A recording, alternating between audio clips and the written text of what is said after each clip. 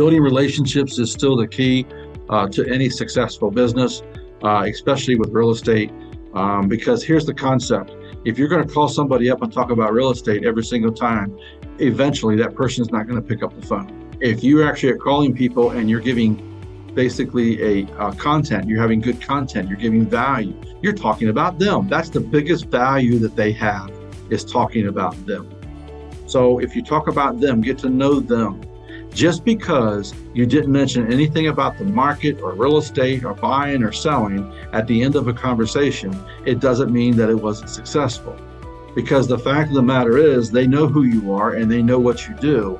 That in itself is an ad, right? That in itself is talking about real estate without saying a word. Because eventually they'll start looking at their phone as someone calls and they'll say, oh, it's Keith.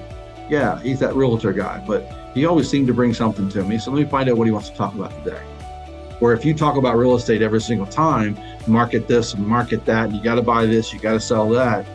That's all they think you want to talk about. They're not in the mood. They're not going to talk to you. And most of the time they don't after they decide to shut you off.